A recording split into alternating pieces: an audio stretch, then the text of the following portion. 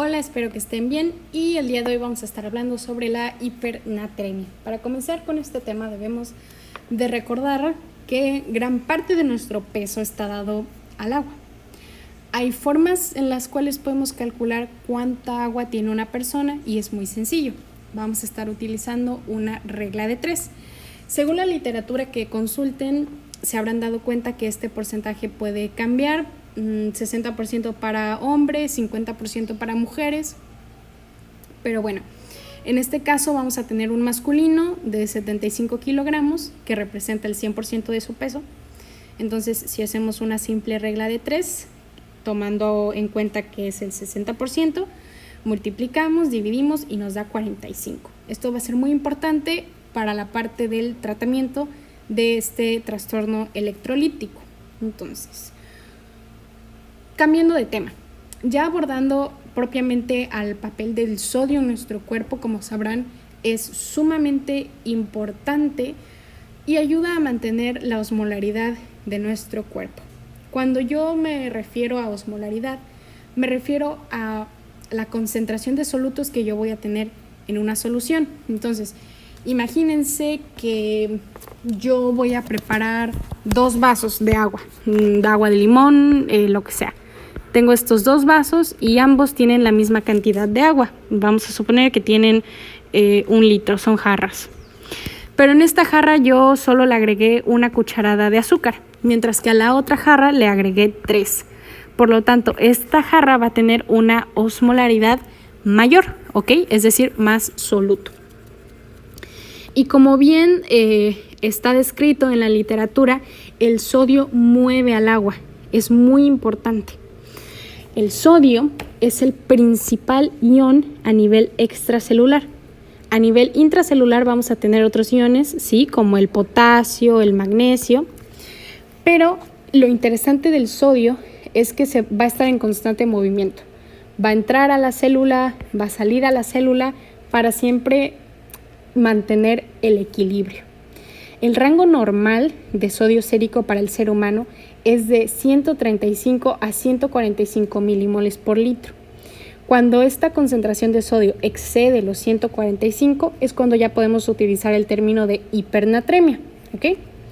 Entonces, primero que nada tenemos que saber y empezar a guardar en nuestra cabeza cuáles van a ser las personas o las situaciones en las que yo puedo sospechar que una persona desarrolle hipernatremia. Principalmente adultos mayores, pacientes que estén hospitalizados o en unidad de cuidados intensivos, que estén recibiendo ventilación mecánica, que tengan una sonda de alimentación, que se les esté dando soluciones hipertónicas. Recuerden que las soluciones las podemos dividir en isotónicas, es decir, que tienen una osmolaridad similar a la del cuerpo, hipotónicas si esa osmolaridad es menor a la del cuerpo, e hipertónicas si está por encima. Entonces, si yo le estoy dando a una persona una solución que tiene bastantes solutos, pues por lo tanto mi osmolaridad va a subir también, ¿ok? Laxantes y alteraciones de la conciencia en personas adultos mayores que tal vez no se encuentren muy bien, con alguna restricción de movilidad y que no puedan pararse a tomar agua y que estén deshidratados, entre estas cuestiones, ¿ok? Entonces, ya sabemos los valores normales, en qué personas tenemos que sospechar esto. Ahora vamos a hablar sobre cuáles van a ser los mecanismos, cómo es que yo voy a desarrollar hipernatremia, ¿ok? Como se habrán dado cuenta, el sodio depende y trabaja y va de la mano y es el mejor amigo del agua. Por lo tanto, los mecanismos que me van a llevar a mí a tener un aumento de mi concentración de sodio, pues va a ser cuando yo pierda agua, o eso va a ser en la mayoría de los casos. El primer mecanismo va a ser pérdida de agua, el segundo, pérdida de agua hacia las células, y el tercero, sobrecarga de sodio, ¿ok? Vamos a comenzar hablando sobre la pérdida de agua.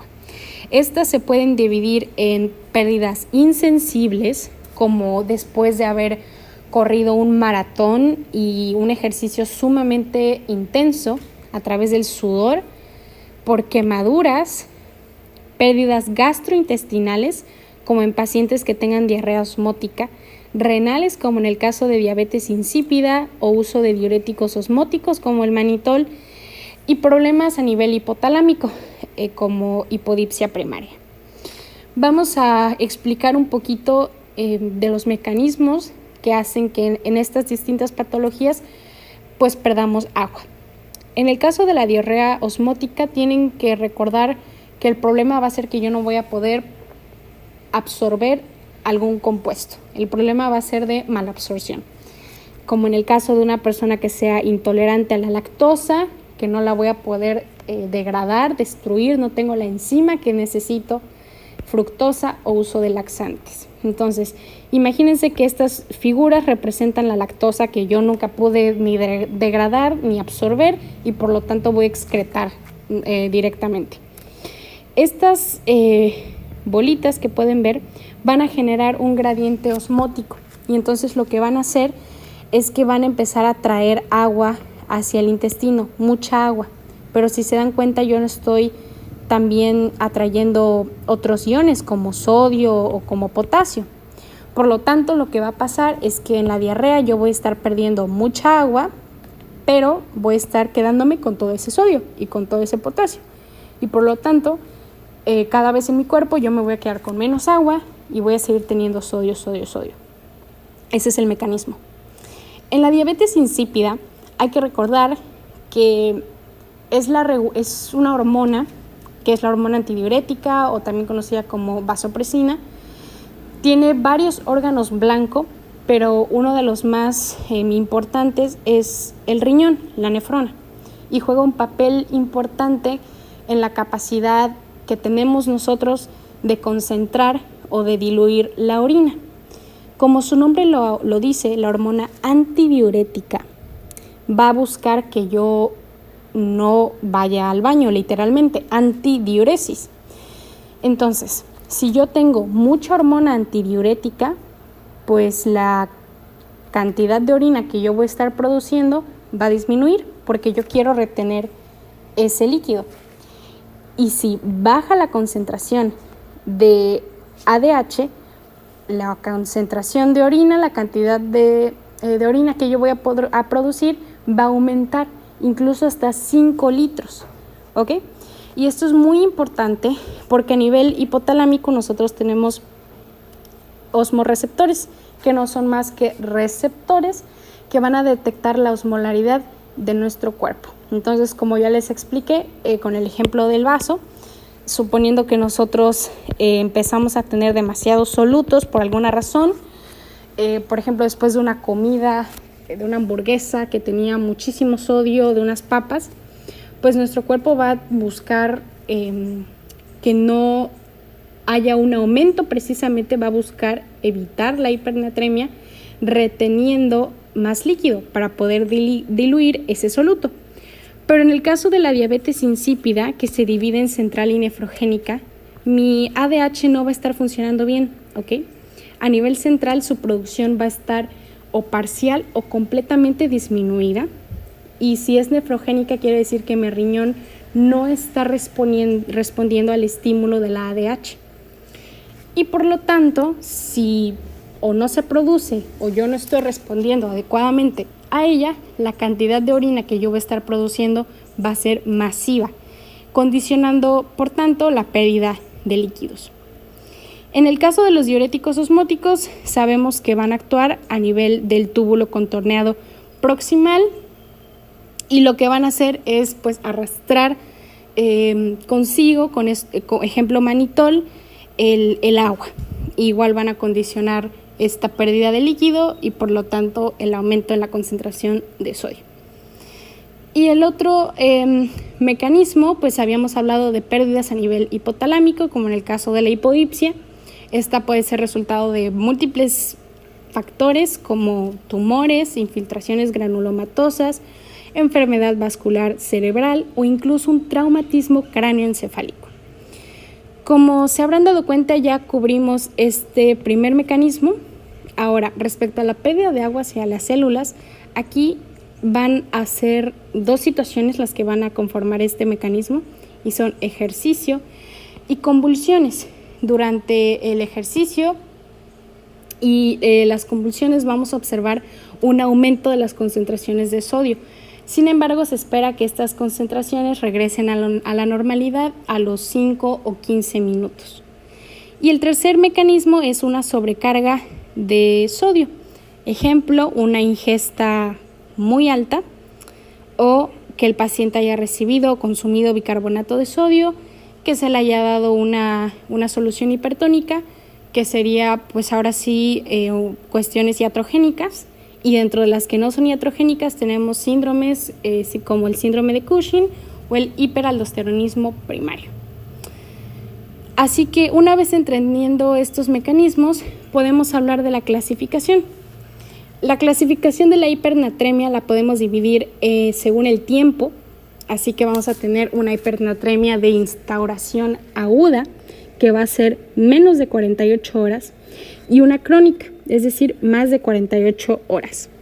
Según la intensidad o la gravedad de esta, la vamos a poder dividir en leve, si los valores oscilan entre 146 a 150, moderada si es de 151 a 159 y grave si es mayor de 160. Ahora, como vieron en los mecanismos, lo más común es que la persona se encuentre en un estado hipovolémico, es decir, que el origen de la hipernatremia sea la pérdida de agua, pero no es la ley.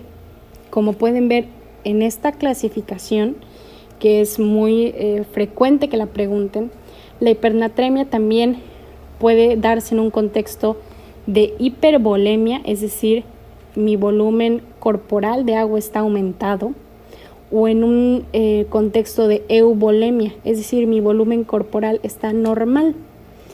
Lo clásico es que sea ¿verdad? Sea la presentación.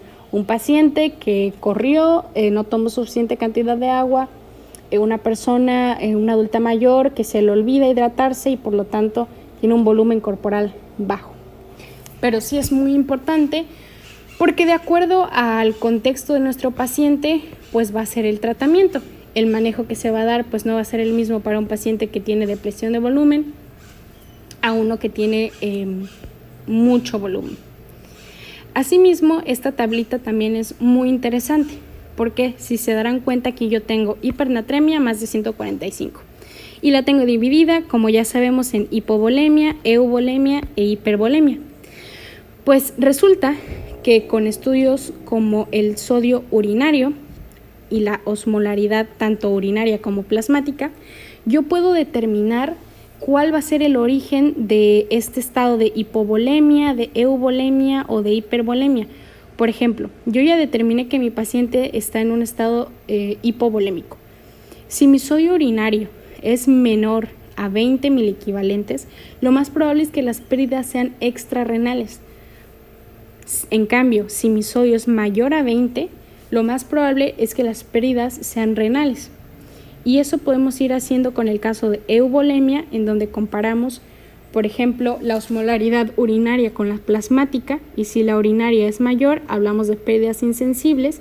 Si la plasmática es mayor, sospechamos diabetes insípida, y bueno, para esto se hace una prueba con vasopresina y ver la reacción del cuerpo, las concentraciones de osmolaridad, y así ya se determina si es central o nefrogénica. Y para un estado de hipervolemia, puede ser por una alimentación parenteral, exceso de mineralocorticoides o, como ya hablamos, administración de soluciones hipertónicas. Continuamos y ahora vamos a hablar de las manifestaciones clínicas. Estas se van a dividir en neurológicas y no neurológicas. Piensen en cómo va a estar un paciente que no ha tomado agua, que está en un estado severo de deshidratación. No va a estar alerta, por lo tanto, no es de sorpresa que tengamos confusión, letargia y debilidad, alteraciones del lenguaje, irritabilidad, mioclonías, incluso coma.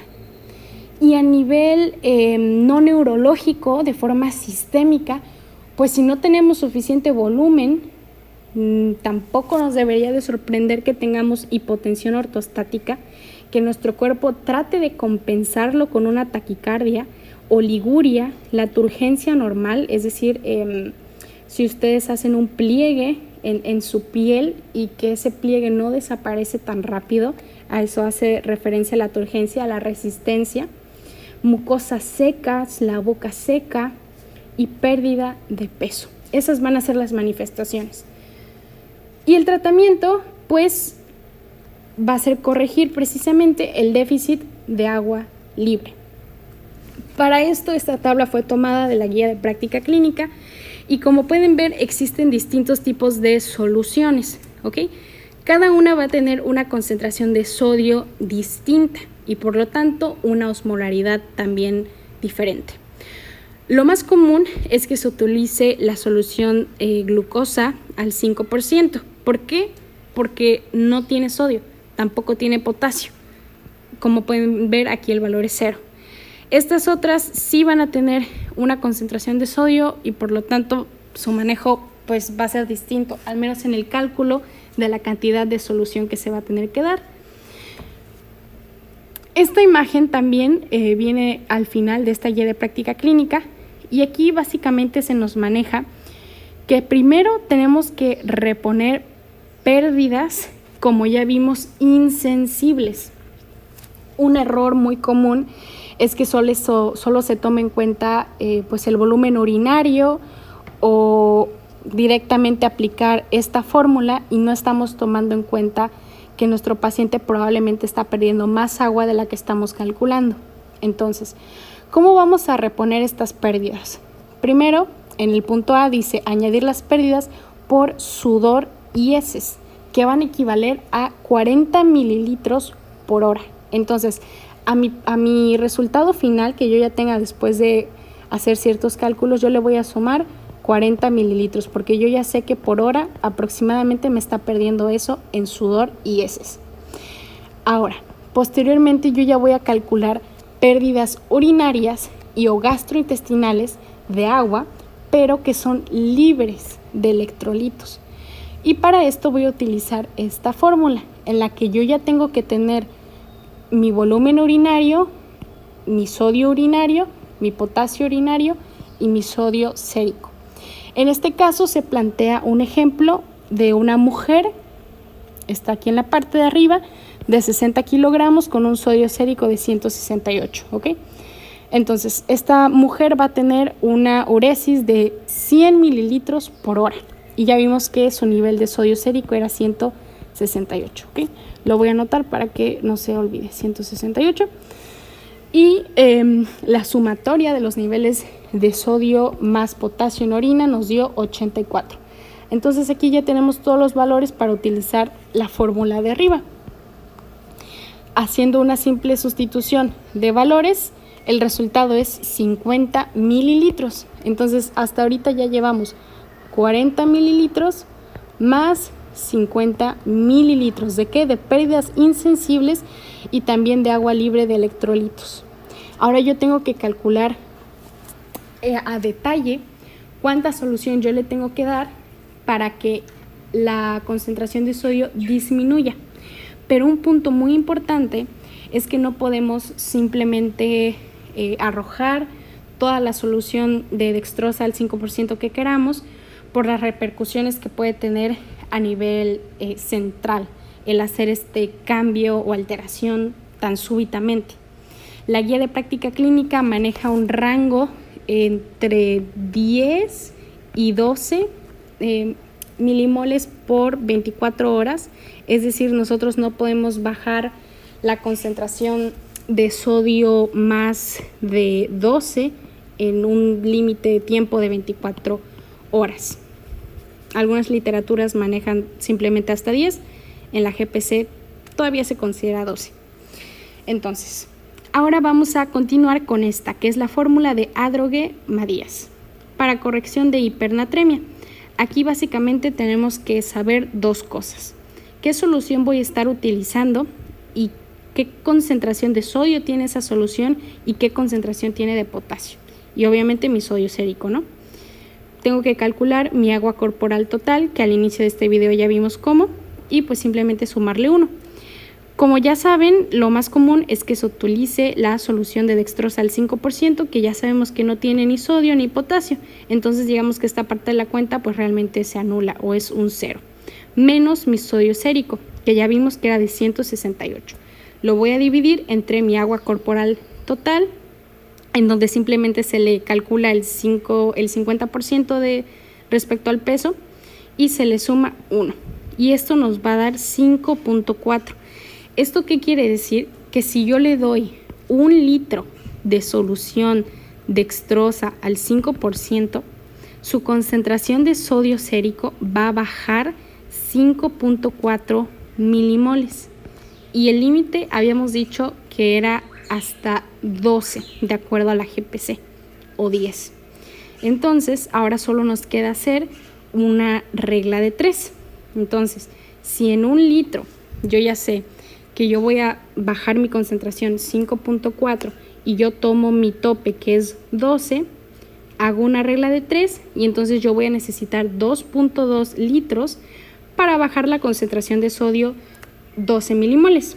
Entonces 2.2 litros o 2222 mililitros lo voy a dividir entre 24 horas, dándome un resultado final de 92.5 mililitros por hora, ¿ok?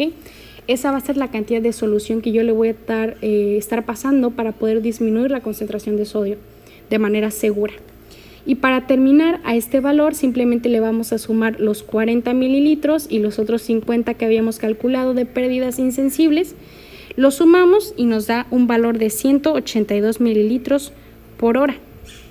Y bueno, básicamente así es como se calcula, cómo se corrige la hipernatremia. Recuerden que de forma continua, cada 2-4 horas, se tiene que estar tomando nuevamente el sodio para realizar los ajustes pertinentes según el contexto clínico del paciente. Espero que haya quedado todo claro. Si tienen dudas, no olviden dejarlo en los comentarios y nos vemos hasta la próxima. Gracias.